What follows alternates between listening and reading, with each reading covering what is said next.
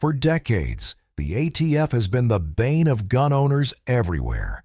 An agency that's overstepped its boundaries, bent the rules, and gone after law-abiding Americans.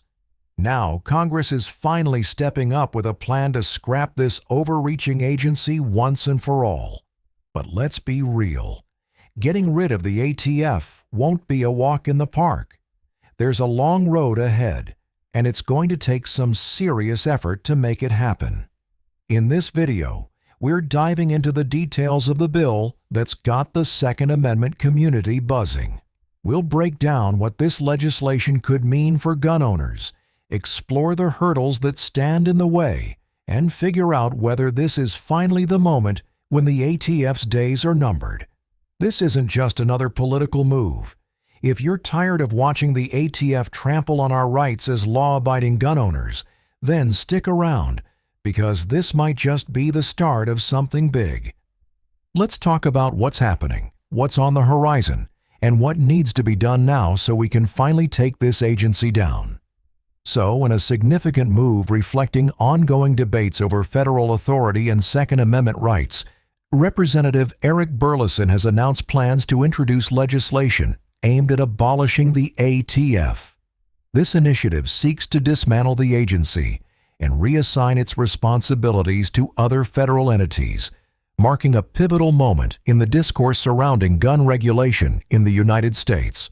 Representative Burleson's forthcoming bill, set to be introduced in January, mirrors previous efforts to eliminate the ATF, notably the Abolish the ATF Act, sponsored by former Representative Matt Gaetz in 2023. The proposed legislation aims to dissolve the ATF, with its regulatory and enforcement duties to be redistributed among existing federal agencies. Burleson has criticized the ATF as a disaster agency, asserting that it infringes upon Americans' Second Amendment rights and that its functions could be more effectively managed by other entities. The political landscape in which this bill emerges is notably different from past attempts. With Republicans holding majorities in both the House and Senate, and a Republican president in office, there's reason to believe the current political environment is much more favorable for advancing such legislation. This alignment contrasts with previous efforts that faced significant opposition and lacked the necessary political support. Support for the bill comes from various quarters within the Republican Party, particularly among those advocating for reduced federal oversight on firearms. Representative Burleson, a member of the House Freedom Caucus, has been vocal about his stance, stating, quote, "The ATF has been a disaster for the American people and our God-given Second Amendment rights. It should absolutely be abolished." Now, as we always say, we don't want to sound overly optimistic, so we just want to be clear. The proposal faces considerable opposition from Democrats, gun control advocates, anti-gunners, and even some moderate idiots who own firearms themselves, but don't want to be associated with the Second Amendment for whatever stupid reason. They all view the ATF as essential in regulating firearms and ensuring public safety. An ATF spokesperson defended the agency's role, emphasizing its contributions to combating violent crime and maintaining public safety. The concept of abolishing the ATF is not unprecedented. In 1981, the Reagan administration considered disbanding the agency, with plans to transfer its firearms enforcement activities to other federal bodies. This initiative, however, was ultimately halted due to various factors, including concerns from the NRA about the potential reassignment of duties to the Secret Service, which they feared might lead to stricter enforcement. This historical context highlights the complexities involved in such efforts, where initial support can wane due to unforeseen implications and shifting alliances. Drawing from past experiences, current proponents of abolishing the ATF are approaching the initiative with a more strategic framework. Because they know that challenges derailed previous attempts, they are focusing on building a broad coalition of support within Congress and among advocacy groups. Additionally, there is an emphasis on clearly outlining how the ATF's responsibilities would be managed post-abolition to address concerns about regulatory gaps and enforcement efficacy. This approach aims to preempt opposition by providing a comprehensive plan that ensures continuity in firearms regulation and enforcement, thereby mitigating fears of increased unregulated activity or lapses in oversight. As this legislative effort unfolds, attention is turning to the practicalities and political feasibility of dismantling a long-standing federal agency. It begs the question, can the ATF realistically be abolished, given the institutional, legal, and societal factors at play? Let's start with the bill. Passing a bill to abolish a federal agency like the ATF is no small feat.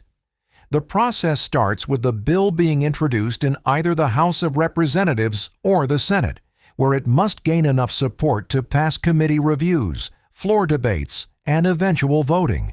Even with a Republican-controlled Congress, the Senate presents a particularly steep challenge due to the filibuster rule.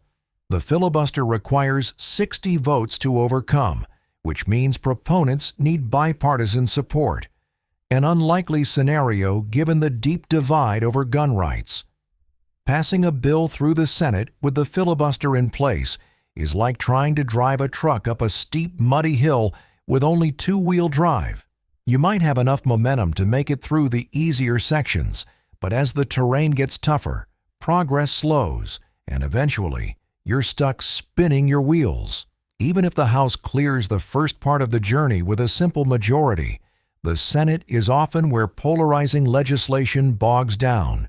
Just as Matt Gaetz's past attempts to defund or abolish the ATF ran out of traction in the face of bipartisan resistance. The ATF's abolition faces resistance not only from Democrats and gun control advocates, but also from so-called moderate Republicans, aka rhinos. For these people, the ATF is seen as a necessary agency for enforcing federal gun laws and combating violent crime. This division within the Republican Party complicates the passage of such a bill, even in a favorable political climate. Prominent Democrats have already voiced their opposition, framing the move to abolish the ATF as an attack on public safety. For instance, during debates on previous legislation, anti-gun advocates highlighted the agency's role in preventing illegal firearms trafficking and enforcing background check laws. This entrenched belief in the ATF's utility makes bipartisan cooperation very unlikely. Then there's public perception. The topic of firearms ownership is highly polarized, and this divide directly impacts support or opposition for abolishing the ATF. Pro-Second Amendment groups and people like you and me see the ATF as a symbol of federal overreach, but anti-gunners advocate for the ATF, arguing that it plays a crucial role in regulating firearms, protecting communities, and reducing gun violence, even when they have no idea what the Second Amendment is all about. This polarization extends to voters, whose views greatly influence lawmakers. Swing district representatives hesitate to support such a bill for fear of alienating their moderate and anti-Second Amendment constituents. There are growing grassroots movements among gun rights advocates that show public opinion is not static and could shift in favor of abolition if momentum continues to build. But that's a big if. So, is it feasible? History shows that federal agencies can be dissolved or restructured under the right conditions. Agencies like the Works Progress Administration and the Federal Security Agency were disbanded when their functions became redundant or politically untenable. The WPA, established during the Great Depression, was abolished in 1943 as wartime production reduced unemployment.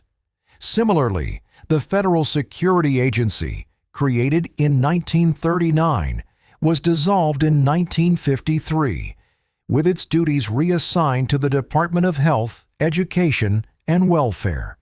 These examples prove that dismantling federal agencies is possible when political and public support align. In the case of the ATF, grassroots efforts by pro-Second Amendment groups play a critical role in building momentum. Public awareness campaigns, petitions, and consistent pressure on lawmakers could tip the scales, especially in a Republican-controlled government. But despite these historical precedents, the ATF's entrenched role within federal law enforcement makes it particularly challenging to dismantle. The agency is deeply integrated into efforts to combat violent crime, enforce firearm laws, and regulate industries like alcohol and tobacco. Its defenders argue that abolishing the ATF would leave a regulatory void, leading to unregulated firearm sales and increased crime. Furthermore, anti-gun groups and media outlets are likely to amplify these concerns, painting the abolition as reckless and dangerous, even framing Trump, the Senate, and Congress as the evil establishment. This narrative, combined with institutional inertia, presents a formidable obstacle to those seeking to eliminate the ATF. Critics argue that redistributing the agency's duties to other entities could exacerbate inefficiencies rather than solve them. So does this mean we should just give up the fight? Nope. There's just too much at stake here. If the ATF is abolished, it would be a monumental victory for all responsible gun owners and a major step toward restoring the freedoms guaranteed by the Second Amendment. For decades, the ATF has been the poster child of federal overreach, weaponizing bureaucratic regulations to impose unconstitutional restrictions on law-abiding citizens. From trying to ban pistol braces to their dubious attempts to crack down on homemade firearms, the ATF has consistently pushed the envelope far beyond what the Constitution permits. Removing this rogue agency would strip away one of the most significant obstacles standing between is and our 2A rights. With the ATF out of the picture, the door opens to reevaluating oppressive firearm laws like the NFA and the GCA. These outdated pieces of legislation are only being upheld by the ATF's enforcement. They have burdened gun owners with unnecessary red tape for far too long. Without the ATF enforcing these laws, there's real potential to repeal or at least weaken these restrictions, allowing for a freer exercise of Second Amendment rights. Of course, abolishing the ATF doesn't mean firearm regulations simply vanish overnight. Their responsibilities would need to be reassigned to other agencies, like the FBI or DEA. While this might raise eyebrows among gun owners, pro-2A politicians and pundits believe that these two agencies, especially the FBI, would focus on actual criminal activities rather than harassing responsible gun owners with stupid, arbitrary rules. The FBI already oversees enforcement across numerous federal law categories, and its resources are better suited to targeting real threats, like violent criminals and illegal firearm trafficking. By contrast, the ATF has spent its existence entangling honest citizens in petty regulatory nonsense. Still, some concerns linger about whether these agencies would inherit the same overreaching tendencies. For this reason, we must all remain vigilant to ensure that the mistakes of the ATF aren't repeated under a different name. For us responsible gun owners, abolishing the ATF would be like lifting a massive weight off our shoulders. Imagine a world where we don't have to jump through hoops or live in fear of accidentally violating some arbitrary ATF ruling. Processes like purchasing firearms, owning accessories, and even customizing your guns would become simpler and less fraught with legal traps. Anti-gunners and those standing in the way of ATF's abolition claim that removing this tyrannical agency would lead to a surge in crime. But this argument doesn't hold water. The ATF's track record has shown that its priorities often have little to do with stopping criminals and everything to do with penalizing legal gun owners. The stakes couldn't be higher for this fight, and we must do everything we can to win. If our push to abolish the ATF fails, it could backfire spectacularly. A failed effort could embolden the ATF to double down on its overreach, unleashing even more aggressive enforcement actions and draconian rules. This isn't just speculation. It's exactly what's happened before when the ATF faced resistance, allowing this agency to continue unchecked risks, further eroding Second Amendment freedoms for generations to come. So what can you do to make sure we win? Well, for one, you can contact your representatives and senators. When reaching out, be respectful but firm. Let them know that abolishing the ATF is not just a political stance, but a demand to restore Second Amendment freedoms. Emails, phone calls, and even handwritten letters can make an impact. You're their constituent, and they need to hear from you. Support from established pro-2A organizations like Gun Owners of America and the NRA is invaluable in this fight. These groups are on the front lines, lobbying for your rights and pushing back against anti-gun narratives. Donations, memberships, and volunteer work help fuel their advocacy efforts.